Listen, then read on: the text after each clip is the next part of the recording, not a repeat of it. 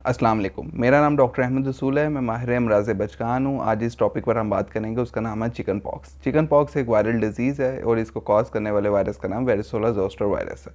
1990s में इसकी vaccination को डिस्कवर कर लिया गया था, जिसके बाद क्लिनिकल केसेस में काफ़ी ज़्यादा कमी आई है, लेकिन बहरहाल अभी भी ओपीडी बेसिस पर काफ़ी ज़्यादा देखने को केसेस मिलते हैं।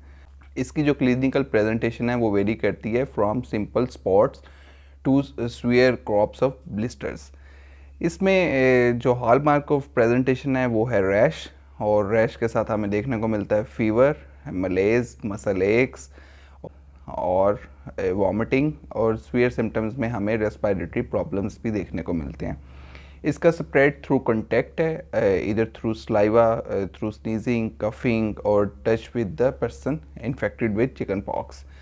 ज़्यादातर जो चिकन पॉक्स के पेशेंट्स हैं उनको क्लिनिकल बेसिस पर डायग्नोस किया जाता है, कोई डेफिनेट टेस्ट नहीं है इसका, और ओपीडी बेसिस पर ही इसको ट्रीट किया जाता है। लेकिन इसमें एक मसला ये है कि बच्चे कई प्रेजेंट करते हैं loss of appetite and severe loss of appetite के साथ, तो वो कुछ खा पी नहीं रहे, वायरल डिजीज़ है और काफ़ी ज़्यादा इल हो जाते हैं। इसका क्लिनिकल कोर्स जो है वो 10 डेज़ आलमोस्ट कंप्लीट करता है ये, और ये इसका जो हॉलमार्क जैसे मैंने आपको बताया कि रैश है, रैश के बाद इसमें रेड इची स्मॉल रेड स्पॉट्स बनते हैं ऑन म्यूकस मेम्ब्रेन और स्किन में ये ज़्यादातर कॉमनली इन्वॉल्व करता है फेस को, चेस्ट को, एब्डोमेन को और थाइस को।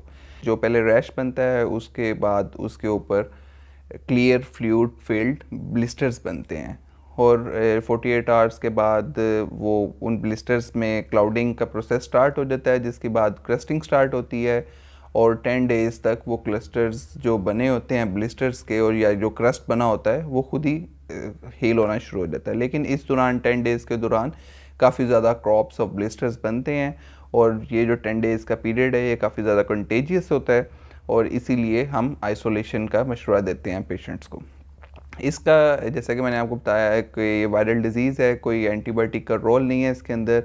इसमें जस्ट सपोर्टिव ट्रीटमेंट दिया जाता है, जैसे कि अगर हाई ग्रेड फीवर हो या इवन लो ग्रेड फीवर हो, मसल एक्स हो, मलेज हो, उसके लिए हम एंटीपायरेटिक्स देते हैं। इच स्क्रैच साइकिल को रोकने के लिए हम उसमें एंटी हिस्टामिन्स दे सकते हैं, और पेशेंट की हाइड्रेशन को बेहतर बनाने के लिए तजावीज़ दी जाती हैं ताकि पेशेंट का हाइड्रेशन स्टेटस बेहतर रहे और वो एक जनरल सिकनेस से बच सके। सुपरफिशियली हम कैलामाइन लोशन अप्लाई कर सकते हैं,